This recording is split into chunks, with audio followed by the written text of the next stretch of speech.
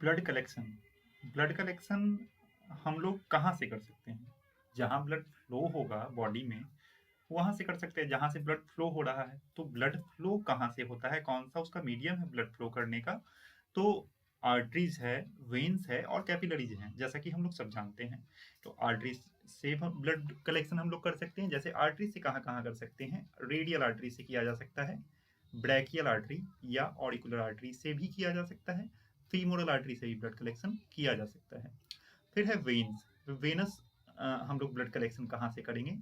Hand में antecubital area होता है, वहाँ पे फर्स्ट चॉइस जो है हम लोग मीडियल क्यूबिटल वेन को मानते हैं ब्लड कलेक्शन के लिए। उसके बाद सिफेलिक वेन और थर्ड चॉइस जो है बेसिलिक वेन को माना जाता है।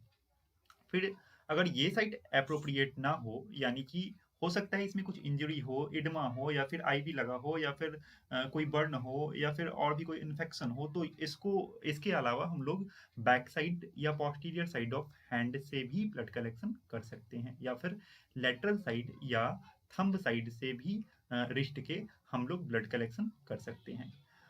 अब आर्टरीज और वेन्स तो हम लोग देख लिए, लेकिन हम लोग आइडेंटिफाई कैसे करेंगे कौन सा आर्टरी है और कौन सा वेन है? जैसा कि हम लोग जानते हैं आर्टरी क्या होता है, डीप होता है, और वेन्स जो है ऊपर होते हैं, यानी कि प्रोट्रूडेड होते हैं।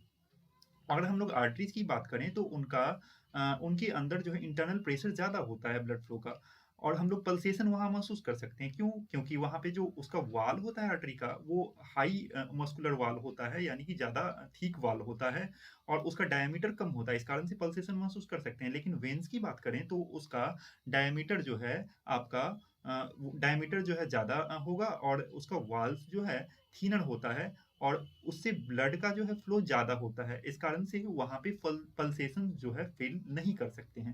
तो ये डिफरेंस हो गया। इस तरह से हम लोग आर्टरीज और वेन को आइडेंटिफाई कर सकते हैं। अगर कैपिलरी की हम लोग बात करें तो इन्फेंट में हम लोग इन्फेंट के हील से ब्लड कलेक्शन करते हैं। फिर मिडिल या रिंग फिंगर से भी हम लोग ब्लड कलेक्शन कर सकते हैं। ईयर लोब से भी ब्लड कलेक्शन किया जा सकता है। ग्रेटर टो से भी ब्लड कलेक्शन किया जा सकता है, कैपिलरी ब्लड कलेक्शन, और पामर एरिया से भी ब्लड कलेक्शन किया जा सकता है। इन्फेंट में हील से ही क्यों ब्लड कलेक्शन करते हैं? हम लोग फिंगर से क्यों नहीं कर सकते हैं?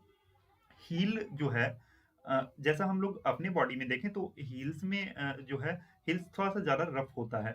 अगर इन्फेंट का अगर फिंगर का बात किया जाए तो वो बहुत ही ज़्यादा सॉफ्ट होता है, इस कारण से उस एरिया को अवॉइड किया जाता है इन्फेंट में ब्लड कलेक्शन के लिए। मेथड्स ऑफ ब्लड कलेक्शन की अगर हम लोग बात करें तो ट्रेडिशनल मेथड्स तो हम लोग देखते ही आए हैं। जो आप कभी फ्लेबोटोमिस्ट के पास जाते होंगे जो ब्लड कलेक्ट करते हैं, तो वो ट्रेडिशनल मेथड यूज करते हैं। Traditional method in the sense कि निडल सिरिंज से टॉर्निक्यूट के माध्यम से वो ब्लड कलेक्शन करते हैं। लेकिन उसमें कॉम्प्लिकेशंस क्या आते हैं कि उसमें हो सकता है कभी कभी उनको वेन्स नहीं मिलते हैं या आर्टरीज आइडेंटिफाई नहीं हो पाती हैं, तो वेनुपंचर हो जाता है या फिर और भी कॉम्प्लिकेशंस आते हैं। तो उसको अवॉइड करने के लिए कुछ न्यू मेथड जो है डेवलप किए गए हैं जिससे कि ब्लड कलेक्शन किया जाता है। तो पहला क्या है? पहला जो है वेन फाइंडर। वेन फाइंडर एक मशीन है जो कि क्या करता है, एब्जॉर्प्शन स्पेक्ट्रोस्कोपी पे वर्क करता है, और ये NIR नियर इंफ्रारेड रेडिएशन पे वर्क करता है, जिसका कि वेवलेंथ जो है 740 से लेकर के 760 nm तक होता है। और ये क्या होता है, ये जो है आपका, ये डीऑक्सीजनेटेड ब्लड को, जो वेनस ब्लड है, डीऑक्सीजनेटेड ब्लड जो है वो क्या करता है कि ये इस रेडिएशन को, यानी NIR 740 से लेकर के 760 nm तक का जो रेडिएशन है, उसको डीऑक्सीजनेटेड ब्लड जो है वो ऑलमोस्ट कंप्लीट एब्जॉर्ब कर लेता है, जिसके कारण से कि जो एब्जॉर्ब करेगा वो फिर रेडिएट भी करेगा। तो उस कारण से हम लोग को वेन्स जो है कंप्लीटली हम लोग देख सकते हैं, और आसानी से उसमें ब्लड कलेक्शन किया जा सकता है। फिर दूसरा होता है रोबोटिक मेथड। तो रोबोटिक मेथड में क्या होता है, ये डायरेक्ट इसमें आपको डायरेक्ट रोबोट जो है क्या करता है, वो जो एक्चुअल वेन है या एक्चुअल आर्टरी है उसको सही तरीके से आइडेंटिफाई कर करके जो अप्रोप्रिएट तरीका है उस तरह से वो ब्लड कलेक्शन कर लेगा। अब हम लोग बात करेंगे arterial sites of blood collection. Arterial blood collection के साइट्स क्या क्या हैं उसको हम लोग देखेंगे, कहाँ कहाँ पे वो साइट्स हैं। तो ब्रैकियल आर्टरी, ये आप देख रहे हैं हैंड का डायग्राम है, और यहाँ पे ये जो है आपको ब्रैकियल आर्टरी दिख रहा है। उसके बाद फिर हम लोग जो है पोस्टीरियर ऑरिकुलर आर्टरी जो है इसका पोजीशन ये है, आप इस डायग्राम में देख सकते हैं। फिर जो है रेडियल आर्टरी को आप इस तरह देख सकते हैं। रेडियल आर्टरी जो है थंब के साइड में होता है, तो यहाँ पे आप लोग रेडियल आर्टरी को देख सकते हैं। और ये रहा अल्नर आर्टरी, लेकिन रेडियल आर्टरी से जनरली हम लोग ब्लड कलेक्ट करते हैं। फिर एक जो है ये फीमोरल आर्टरी जो है आपका जो फीमर बोन होता है, इसी कारण से इसका फीमोरल आर्टरी नाम रखा गया है। और ये फीमोरल आर्टरी जो है आपके लिम्ब में पाया जाता है, यहाँ से भी हम लोग ब्लड कलेक्शन कर सकते हैं। अब हम लोग निडल की बात कर लेते हैं। तो निडल में 18 गेज का हो सकता है। 18 गेज के निडल का यूज हम लोग क्या करते हैं, ब्लड के ट्रांसफर करने में यूज होता है। 19 और 20 गेज का जो है एप्लीकेबल नहीं होता है ब्लड कलेक्शन में। फिर 21 गेज का हम लोग अगर बात करें तो ये 1 से 1.5 इंच का हो सकता है, और ये स्टैंडर्ड हम लोग निडल कंसीडर करते हैं वेनु पंचर के लिए, और जिसका कि नॉर्मल साइज ऑफ वेन हो उसके लिए हम लोग यूज करते हैं। फिर 22 गेज का जो है ये क्या होता है कि ओल्डर चिल्ड्रन में या फिर एडल्ट पेशेंट जिसका कि वेन्स स्मॉल हो, जिसका वेन जो है सही से नहीं पता चलता हो, उसमें हम लोग यूज कर सकते हैं। 22 गेज का ये 1 इंच का होता है। फिर बटरफ्लाई निडल ये 23 गेज का होता है, और ये मोस्ट कॉमन है, ये 0.5 इंच जो है का होता है। फिर इसमें हम लोग इसका हम लोग यूज कहाँ करते हैं, वेन्स ऑफ इन्फेंट का वेन्स जो है, या फिर चिल्ड्रन का, या फिर क्या कहते हैं हैंड ऑफ क्या कहते हैं अडल्ट्स के वेन्स में भी हम लोग यूज कर सकते हैं, जिसमें कि जिनका की वेन्स जो है प्रॉपर नहीं हम लोग को दिख रहा हो या नहीं पता चल रहा हो। फिर 25 गेज का जो है हम लोग निडल का यूज जनरली नहीं करते हैं, लेकिन इसका हम लोग कहाँ यूज कर सकते हैं, अगर कहीं स्कैल्प हुआ हो या फिर कोई इंजरी हुआ हो, तो वहाँ से हम लोग, या अदर नियोनेट में जो है हम लोग 25 गेज का निडल का यूज करते हैं कभी कभी। लेकिन एक बात आता है कि अगर 23 गेज से ऊपर के निडल का हम लोग यूज कर रहे हैं तो चांस ऑफ हीमोलिसिस जो है ज़्यादा है। एक टर्म आता है हीमोलिसिस। हीमोलिसिस का मतलब क्या है, हीमोलिसिस का मीनिंग क्या है? तो हीमोलिसिस का मतलब होता है destruction of red blood cell का डिस्ट्रक्शन हो रहा हो। हीमोलिसिस कैसे हो सकता है, can occur due to different causes and leads to release of haemoglobin into blood stream. Haemolysis का बहुत सारा कारण हो सकता है, और हीमोलिसिस के कारण क्या होगा, हीमोग्लोबिन जो है ब्लड स्ट्रीम में रिलीज हो जाएगा। तो अगर हम इसके पहले भी देख चुके थे कि हीमोलिसिस में क्या होता है कि जो हम लोग 23 गेज से अधिक का निडल यूज करते हैं तो वहां पे हीमोलिसिस के चांसेस हैं। क्यों हीमोलिसिस के चांसेस हैं? क्योंकि आरबीसी का क्या होता है, शेप होता है। तो अगर हम लोग बहुत ही थीन निडल यूज करेंगे तो वहां से आरबीसी जो है टूट सकता है, और उससे जो है हीमोलिसिस के चांसेस हैं। कुछ क्वेश्चन हम लोग देख लेते हैं। जैसे एक पहला क्वेश्चन है कि इसमें से सबसे छोटा निडल कौन है, ये पूछ रहा है। तो जिसका जो है गेज सबसे ज्यादा होगा, आप इस डायग्राम के हिसाब से देख सकते हैं, जिसका गेज सबसे ज्यादा है वो सबसे थीन है, और जिसका गेज जो है कम है उसका जो है थीक निडल है। फिर हीमोलिसिस का कारण क्या क्या है? तो 25 गेज का निडल हम लोग यूज कर रहे हैं, या फिर टॉर्निक्यूट मोर देन 1 मिनट अप्लाई कर रहे हैं, तब भी हो सकता है। अगर जो सिरिंज का प्लंजर है उसको बहुत तेजी से खींच लेते हैं पीछे ब्लड कलेक्शन के दौरान, तब भी हीमोलिसिस के चांसेस हैं। इसका ऑल ऑफ डी आंसर हो जाएगा। फिर अगर हम लोग थर्ड क्वेश्चन की बात करें तो ये क्या है कि common equipments use in venipuncture except, या ये आर्टियल पंक्चर भी हम लोग बोल सकते हैं। तो क्या क्या है, सिरिंज का हम लोग यूज करते ही हैं, लेंसेट का यूज करते ही हैं, लेकिन ये लेंसेट का यूज हम लोग कहाँ करते हैं, लेंसेट का यूज हम लोग कैपिलरी पंक्चर में करते हैं, वेनु पंक्चर में नहीं करते हैं। इवैक्यूएटेड ट्यूब का यूज करते हैं। फिर आपका विंग्ड इंफ्यूजन सेट जो है आपका बटरफ्लाई निडल है उसमें भी करते हैं। एक क्वेश्चन है, व्हाट इज यूज ऑफ टॉर्निक्यूट? टॉर्निक्यूट का यूज क्या है? तो जैसा कि हम लोग जानते हैं टॉर्निक्यूट क्या होता है कि हम लोग आर्टेरियल या वेनस ब्लड कलेक्शन करने के लिए क्या करते हैं कि हैंड में या फिर जो हम लोग का साइट रहता है, अप्रोप्रिएट साइट, वहां पे टॉर्निक्यूट को अप्लाई करते हैं। टॉर्निक्यूट क्या करता है, एक प्रेशर वहां पे डेवलप करता है, सरकमफ्रेंसली जो है प्रेशर डेवलप करता है, ताकि वेनस या आर्टेरियल ब्लड जो है एक सर्टेन पीरियड ऑफ टाइम के लिए वहां पे ऑकुलेट हो जाएं या फिर स्थिर हो जाएं, जिससे कि हम लोग को प्रॉपर वेन या आर्टरी आइडेंटिफाई करने में हेल्प मिले, और हम लोग वहां से प्रॉपर ब्लड कलेक्शन कर सकें। एक क्वेश्चन और आता है कि कितना टाइम तक हम लोग ये टॉर्निक्यूट अप्लाई करना सेफ है? तो जो WHO के नॉर्म्स हैं उसके हिसाब से 30 सेकेंड से लेकर के 1 मिनट तक का हम लोग टाइम देते हैं, जिससे कि टॉर्निक्यूट अप्लाई कर सकते हैं। जिसमें कि फिर एक चीज़ और है, अगर हम लोग टॉर्निक्यूट 2 मिनट से ज़्यादा तक अप्लाई करें तब क्या हो सकता है? हाँ, तब क्या हो सकता है, आपको हीमो कंसंट्रेशन हो सकता है। अगर 2 मिनट से ज़्यादा वेनुपंक्चर साइट के पास जो है अगर टॉर्निक्यूट अप्लाई किया जाए तो हीमो कंसंट्रेशन हो सकता है, जो कि फॉल्स रिजल्ट एलिवेटेड इन जो क्या कर सकता है, false result elevated in glucose, potassium, protein based analytes या कोलेस्टेरॉल में दे सकता है। साइट सिलेक्शन मतलब क्या है कि हम लोग जब भी आर्टेरियल ब्लड कलेक्ट करेंगे तो उससे पहले हम लोग को साइट सिलेक्शन करना पड़ेगा। जनरली हम लोग आर्टेरियल ब्लड के लिए हम लोग रेडियल आर्टरी को चूज करते हैं ब्लड कलेक्शन के लिए। लेकिन सबसे पहले हमको वहाँ पे एक टेस्ट करना चाहिए। जब भी हम लोग आर्टेरियल ब्लड कलेक्शन कर रहे हैं रेडियल आर्टरी से, तो हम लोग को एक टेस्ट करना चाहिए, एलेंस टेस्ट जिसका नाम है। ये सिंपल सा टेस्ट है। उसको हम लोग कैसे कर सकते हैं, इसमें हम लोग कोलैटरल सर्कुलेशन प्रेजेंट है रेडियल आर्टरी और रेडियल आर्टरी और अल्नर आर्टरी के बीच में या नहीं, ये हम लोग देखते हैं।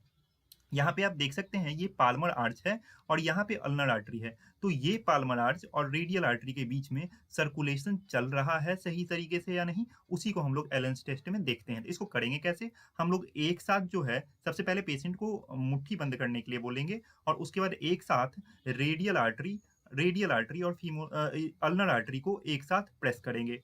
उसके बाद फिर उसको रिलीज करने के लिए बोलेंगे हैंड को। उसके बाद फिर क्या करेंगे कि हम लोग फिर से उसका मुट्ठी बंद करवाएंगे और फिर बोलेंगे उसको ये हम लोग फिर क्या करेंगे कि जो अल्नर आर्टरी वाला साइट है उसको हम लोग छोड़ देंगे, रिलीज करेंगे।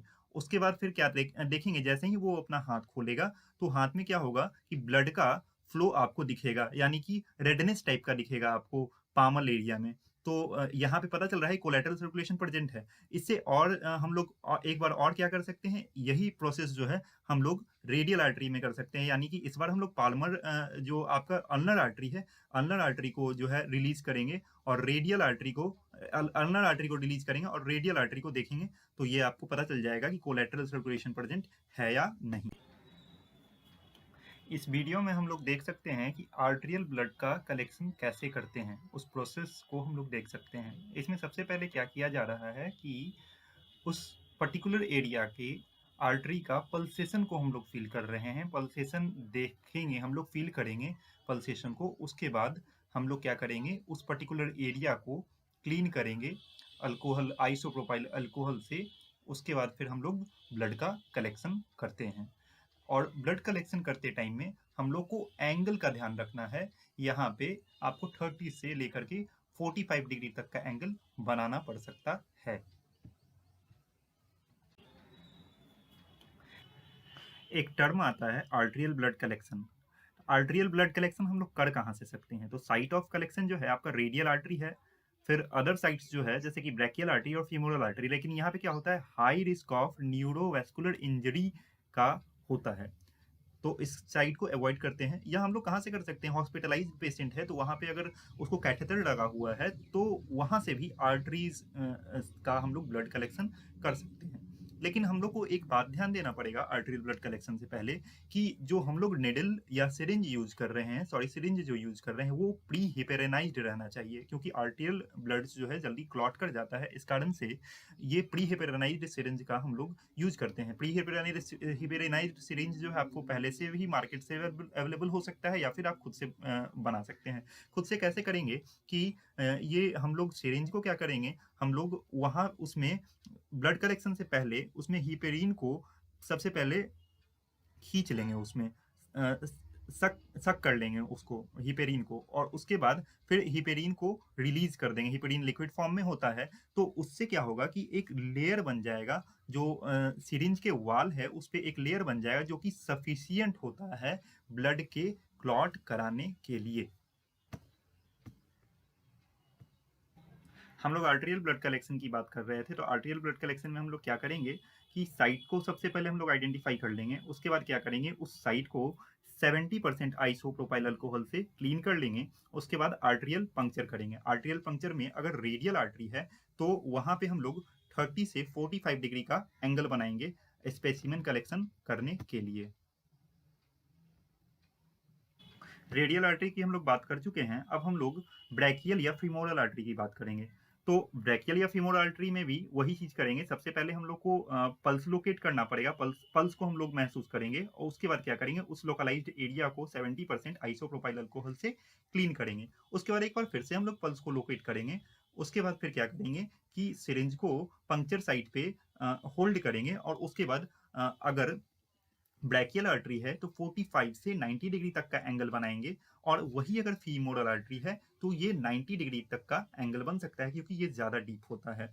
उसके बाद स्पेसिमेन को हम लोग क्या करेंगे, कलेक्ट कर लेंगे और निडल को विड्रॉ कर लेंगे, निडल को निकाल लेंगे। उसके बाद फिर क्या करेंगे कि ब्रैकियल साइट अगर है तो ब्रैकियल साइट पे 5 मिनट तक का डायरेक्ट प्रेशर अप्लाई करेंगे कॉटन गेज और आपका अल्कोहल के थ्रू। और अगर फीमोरल साइट है तो वहाँ पे 10 मिनट का डायरेक्ट प्रेशर को हम लोग अप्लाई करेंगे। और जो हम लोग सैंपल कलेक्ट किए हैं उसमें क्या है, अगर बबल आ रहा है तो बबल को एक्सपेल कर देंगे। और उसके बाद ये सैंपल अगर हिपेरानाइज्ड सिरिंज में हम लोग नहीं लिए हैं तो उसको हिपेरानाइज्ड सिरिंज में मिक्स कर लेंगे, हिपेरानाइज्ड ट्यूब में मिक्स कर लेंगे। उसके बाद फिर एक और पॉइंट है कि निडल हम लोग कौन कौन सा यूज करते हैं। तो जनरली हम लोग 20 गेज, 23 गेज और 25 गेज का यूज करते हैं। 22 गेज का भी यूज किया जाता है जनरली। ब्रैकियल या फीमोरल आर्टरी में हम लोग 22 गेज का निडल यूज कर सकते हैं, और 23 गेज का जो है आपका रेडियल आर्टरी में निडल का यूज किया जाता है। एक और यहाँ पे क्वेश्चन है कि हम लोग जैसे वेनस ब्लड कलेक्शन करते हैं तो 15 से 30 डिग्री का एंगल बनाते हैं, लेकिन आर्टेरियल ब्लड कलेक्शन करते हैं तो 45 से 90 डिग्री का एंगल क्यों बनाते हैं? क्योंकि वेन्स जो होता है वो प्रोट्रूडेड होता है, ऊपर होता है, लेकिन आर्टरीज क्या होती हैं, वो डीप होती हैं। इस कारण से इस तरह का हम लोग करते हैं। रिस्क ऑफ हिमोलिसिस का हम लोग बात कर रहे हैं, तो रिस्क ऑफ हिमोलिसिस में क्या हो रहा है, क्या हो सकता है कि अगर 23 गेज के अंडर का हम लोग निडल यूज कर रहे हैं या 23 गेज का यूज कर रहे हैं तो भी हिमोलिसिस का चांस है। फिर अगर सिरिंज के प्लंजर को हम लोग बहुत फोर्सली अगर ब्लड ट्रांसफर के दौरान जो है उसको बहुत फोर्सली अगर प्रेस कर रहे हैं तो शियर फोर्स के से क्या होगा कि आरबीसी टूट सकता है और हिमोलिसिस हो सकता है। फिर अगर इंट्रावेनस या सेंट्रल लाइन से अगर स्पेसिमेन ड्रॉ किया गया है तब भी हिमोलिसिस के चांसेस होते हैं। और फिर अगर एंटी कोगुलेंट जो है उसका मिक्सचर 1:9 से अगर ज़्यादा हो तो भी हिमोलिसिस के चांसेस हैं। फिर और क्या है कि अगर इनएप्रोप्रिएट मैनर में एंटी कोगुलेंट अगर यूज किया गया है और रीयूज ट्यूब का यूज किया जा रहा है तब भी हिमोलिसिस का चांस हो सकता है।